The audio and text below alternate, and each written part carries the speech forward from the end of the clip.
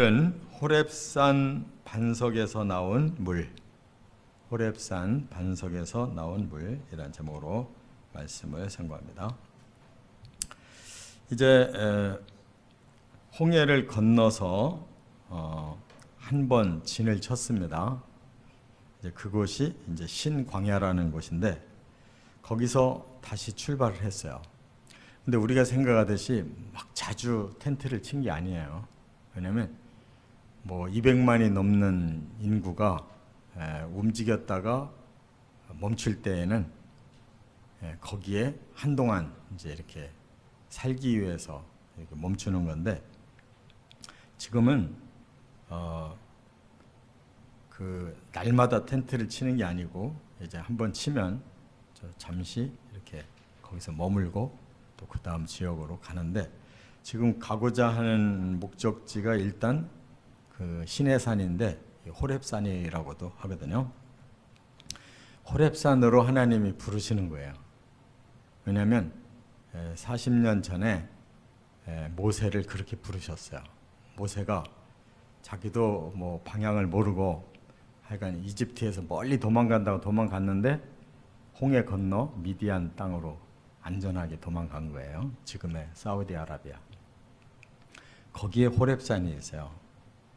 이드로라고 하는 그 제사장이 이제 그쪽에 살았고, 그래서 하나님이 호렙산으로 불러서 그 떨기나무 불꽃 가운데 나타나셔서 이제 사명을 주셨잖아요. 그리고 네 백성에게 가서 나 여호와라고 말하고 이제 이집트에게 기적을 일으켜서 재앙을 내린 후에 내가 너의 백성을 이곳으로 다시 부르겠다 그랬거든요. 그 지금 그곳으로 오는 거예요. 그런데 신광야에서 출발해서 호렙산 쪽으로 이제 오다가 다시 한번 이제 그 장막을 치게 됐는데 거기가 르비딤이라고 하는 곳이에요. 호렙산 이제 거의 다 온 겁니다. 거기에 장막을 쳤는데 문제가 또 생겼어요. 뭐냐? 물이 없는 지역인 거예요. 그러니까 광야는 물 만나기가 힘든 겁니다. 그래서 이제 오아시스를 만나면 이제 거기서 물을 먹고 또 그늘도 있고 하니까 이제 사는 겁니다.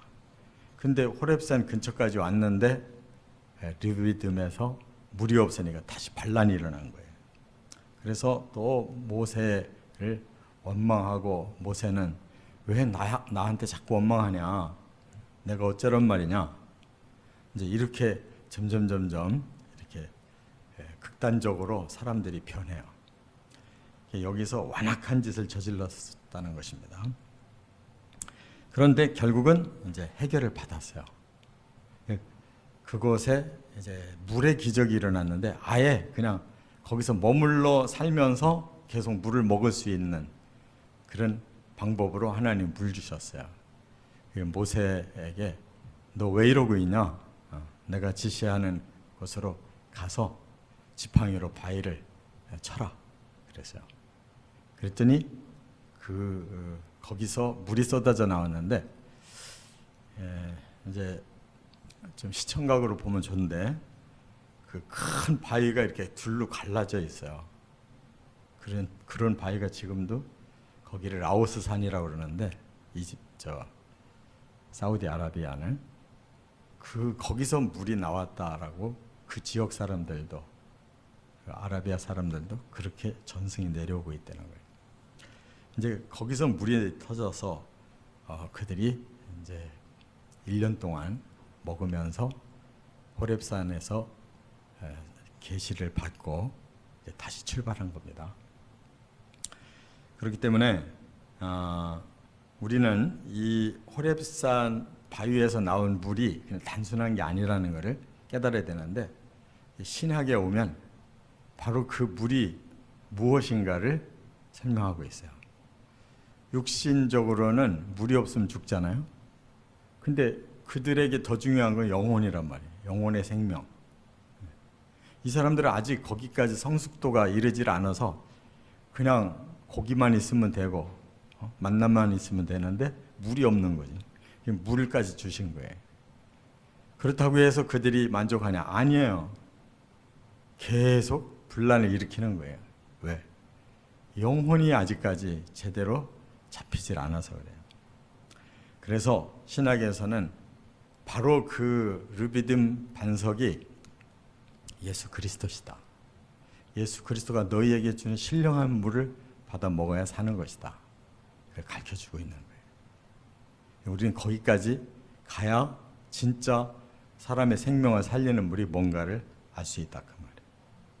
이 말씀을 신약과 대비해서 상고합니다. 첫째, 1절에 보면 생수가 필요한 인생. 사람들이 도저히 못 견디는 게 뭐냐? 생수가 없으면 못 견디는 거예요. 뭐 굶는 거는 좀 굶을 수 있는데 물이 없으면 못 견뎌요. 그 전 앞에서도 그 마라라고 하는 곳에서 쓴물 때문에 그냥 아우성 쳤잖아요. 쓴물을 단물로 바꿨는데 이번에는 하나님께서 바위에서 물이 나오게. 왜? 그곳에서 한동안 머물러야 되니까. 1년 동안 머물러야 되니까 그냥 아예 바위에서 물이 나와. 지금도 그 호렙산에서는 물이 흘러내린다는 거예요. 지금도. 사람의 육체는 물 없으면 생존을 못하기 때문에 지금 이제 아우성을 치고 있는 건데, 진짜 생존하지 못하는 거는 영혼의 물이 없으면 진짜 생존 못해요. 하루에도 12번 우리가 마음이 바뀌고 괴롭고 불안하고 뭔가 어디인지 모르게 지금 이 상황은 아닌 것 같은데 계속 뭐 해답은 없고 인생이 갈팡질팡한단 말이에요. 영적인 생수가 없어서 그래요. 그래서 예수님께서 요한복음 4장에 사마리아를 지나가시다가 과거에 야곱의 우물을 그래서 쉬시면서 영혼을 구원할 사람, 영적인 생수가 필요한 사람 찾고 있었어요. 그런데 그 사마리아의 한 여자가 다른 여자와 다르게 이 사람은 저녁 물 깃는 시간이 아니라 낮 12시에 나온 거예요. 왜 그랬을까? 바로 예수님이 그의 영혼을 건드려 주잖아요. 네 남편 데려와라. 그러니까 저 남편 없습니다. 맞다. 5번 남자가 바뀌어서도 남편이 아닌 거예요. 이처럼 예수님께서 그의 여자의 그 마음을 이제 열어서 결국 이 우물 가지고 영혼의 생수를 설명하신 거잖아요. 이 물은 너 와서 애써서 길어서 가져가도 다시 또 이 물이 필요하지만 내가 너한테 한 번만 물을 주면 영원히 솟아나는 물이 될 거야. 그게 있다면 꼭 주십시오 해서 영안이 열리는 거예요. 그래서 죄를 인정하게 하고 영안이 열리게 하는 거예요. 그래서 예수님이 그 여인을 구원하잖아요. 그랬더니 이 여자가 사람들이 창피해서 혼자 돌아다니던 여자가 갑자기 예수님이 메시아라는 걸 깨닫고 막 동네로 달려가서 사람들한테 내가 메시아를 만났다. 한번 나가보자. 사람들을 막 그 지역 사람 다 끌고 나왔단 말이에요. 그러니까 모든 사람들이 다 영혼에 갈급해 있는 사람들이 나와서 그 사마리아 유대인들에게는 완전히 버림받은 유대인의 피와 이방인의 피가 섞여가지고 유대인이 인정을 안 해주는 그러한 소외된 그들이 먼저 예수를 믿었단 말이에요. 이처럼 영적인 생수 예수님이 말씀하신 그것이 뭐냐면 바로 복음인 거거든요. 사람들이 복음을 들을 때 영혼이 해갈이 돼서 죄를 해결하고 바로 하나님을 믿게 되고 구원의 기쁨이 솟아나기 시작하는 것이다. 이것을 요한복음 7장에서는 명절 끝이라고 그랬는데 그 말하자면 한 주간 동안 명절이 있잖아요. 초막절에는. 그 끝날 사람들이 굉장히 목이 말라요. 일주일간 막 축제를 열었기 때문에. 그랬을 때 목마른 자는 내가 주는 생수를 받아 먹어라. 그럼 배에서 강같이 생수가 흐를 거다. 그랬거든요. 그리고 그 말씀의 끝에 요한복음 7장 37절에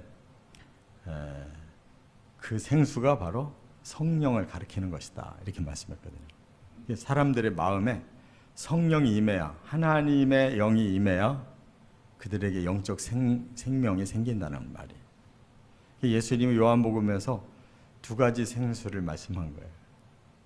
그 두 가지 생수가 지금까지 2000년 동안 사람들의 영혼을 구원하고 있는 거예요. 복음이 들어가야 진리가 깨달아져야 돼요. 성령이 임해서 변화가 일어나야 사람들이 구원이라고 하는 생명이 생기는 것이에요. 믿으시 바랍니다.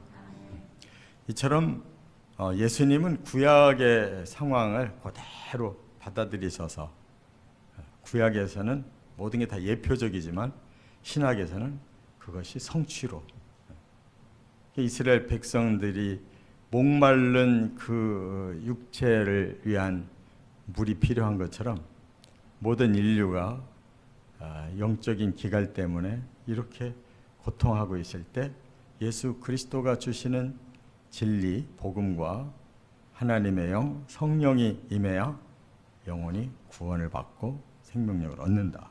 그 말씀을 하시는 거예요. 이게 성경이라는 것입니다. 이게 성경이에요. 두 번째, 2절부터 4절에는 그럼 생수를 얻는 방법이 뭐냐? 백성들은 오직 모세만 붙들고 원망하고 막 싸우려고만 하는데, 모세는 바로 하나님 앞에서 해결을 받으려고 하는 걸 볼 수가 있어요. 그렇기 때문에 너희가 나에게 말하는 것은 곧 하나님에게 대한 원망이다. 지금 모세도 하나님의 뜻을 받들어서 이렇게 오고 있는 거거든요. 그러면 백성들이 하나님께 기도를 해야 될 거 아니에요. 하나님, 우리를 구원해 주셨는데 우리가 이렇게 물이 없어 죽게 생겼으니 하나님 살려주십시오 하고 하나님께 초점을 맞추면 되는데, 사람들은 하나님께 초점을 안 맞춰요. 믿음이 없다는 것이죠. 눈에 보이는 것만 인정을 해요. 그러니까 눈에 보이는 모세가 지금까지 우리를 이끌고 왔으니까 책임지라. 모세도 어쩔 수가 없잖아요. 그래서 모세는 바로 하나님께 부르짖는 것이죠. 그때 이제 하나님께서 방법을 가르쳐 주시기 때문에 이제 모세가 기적을 일으키는데 쓰임을 받는 거죠. 우리는 하나님께서 도구로 쓰시고 있는 거예요. 우리를 통해서 바로 세상 사람들은 어떻게 해야 생명을 얻는지를 모르는데 먼저 믿은 우리를 통해서 도구로 쓰시는 거예요. 그래서 복음만 전해도 사람들에게 하나님께서 표적을 보여주시고 또 성령을 부어서 변화를 시켜 가시는 거예요. 우리는 모세의 역할만 할 뿐이에요. 예수 그리스도를 선전하시기 바랍니다. 다른 게 없어요. 우리 능력으로 뭘 하겠어요. 저나 여러분이나 다 예수 믿게 된 거 누군가가 완벽하게 복음을 일러주고 그 사람에 의해서 우리가 굴복된 게 아니잖아요. 그냥 이 사람 저 사람한테 흩어진 그런 쪼가리를 들었는데도 하나님이 우리의 마음에 임하셔서 점점 복음을 깨닫고 성령의 능력을 받으니까 변화가 오잖아요. 그러니까 모세도 주인공이 아니에요. 그냥 하나님을 향해서 사람들을 그 길로 가게 만들어 죽을 뿐이에요. 그래서 모세도 이처럼 도구가 된 것처럼 마지막 하나님의 그 초청도 바로 이거예요. 요한계시록 22장이 마지막 성경입니다. 거기에 마지막 초청의 말씀이 나와요. 인류를 향해서 하나님이 계시록 22장 17절에 이렇게 말씀했어요. 성령과 신부가 말씀하기를 오라 하시는도다. 여기서 성령은 하나님이 초청하시는 거고, 신부는 누구예요? 교회를 말하는 거예요. 예수 그리스도의 신부가 교회에 우리 한 사람 한 사람 성도. 그러니까 우리가 사람들을 초청해야 되는 거예요. 하나님의 성령이 초청하실 때 우리 교회와 우리 성도들이 그 뜻을 품고 사람들을 초청해야 되는 거예요. 우리가 사람을 접촉해야 구원이 오는 거예요. 믿습니까? 꼭 앉아서 뭐 1시간 동안 가르쳐야 오는 게 아니에요. 우리의 정성만 봐도, 우리가 한마디만 해도, 우리가 말씀의 한 부분만 전해줘도 얼마든지 구원이 임하는 거예요. 안 해놓고서 전도가 안 됩니다. 뭐 안 되긴 뭘 안 돼. 얼마나 해봤다고. 그냥 전해만 줘도 되는 거예요. 내가 사랑을 전해만 줘도. 이거 한번 읽어보세요 하고 주기만 해도 되는 거예요.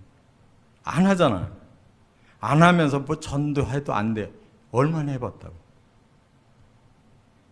우리가 모르게 퍼지는 거지, 우리 눈앞에서 딱 되면 안 할 사람이 어디 있어요.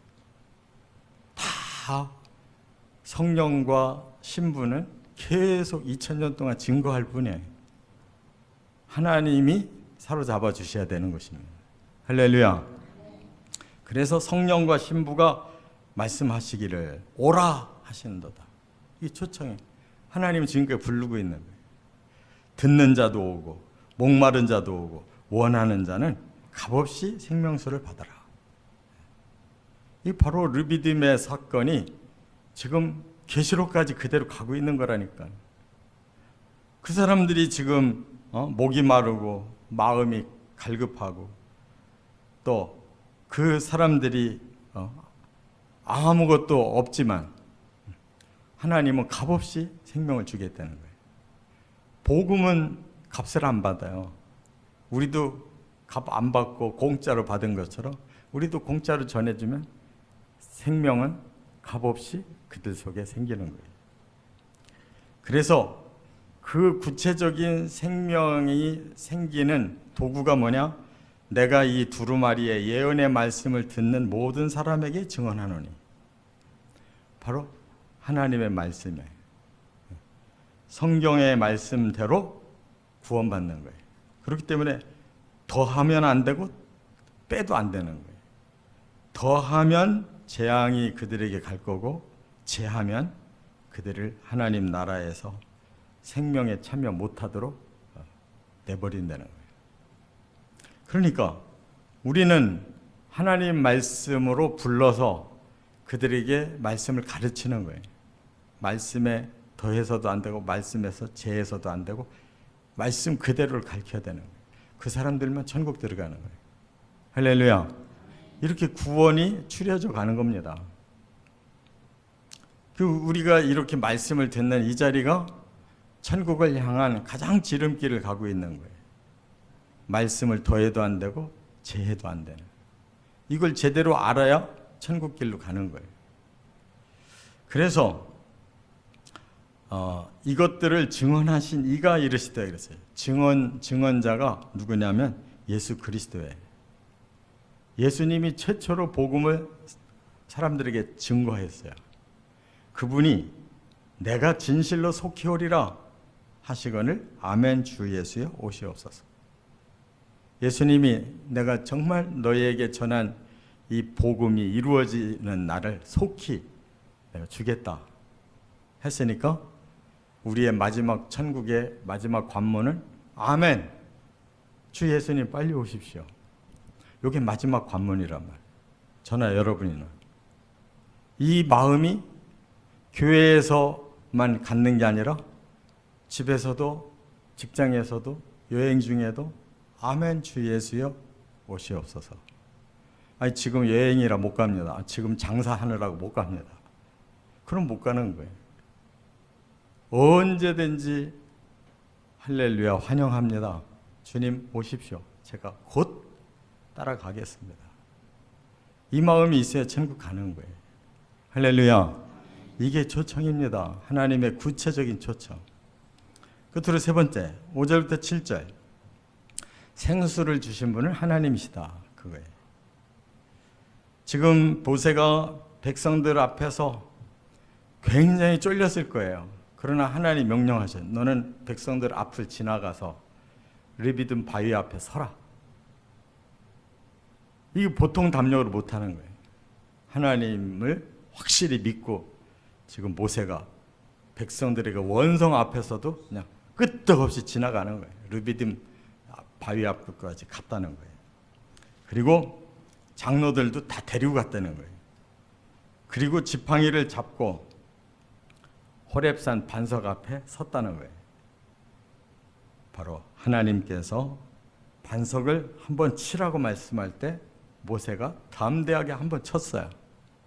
근데 지팡이로 반석을 친다고 그게 무슨 끄떡이나 하겠어요? 하나님의 말씀대로 순종하니까 반석이 꽝 하고 깨지면서 물이 쏟아져 나왔다는 거예요. 그 호렙산을 라오즈 산이라고 그러는데 지금도 거기에 물이 흐른대요. 시내가. 가본 사람이 그래요. 김승학 장로라고. 이처럼 그 하나님의 명령에 의해 바위가 쪼개지면서 사람이 살 수 있는 생수가 나왔다.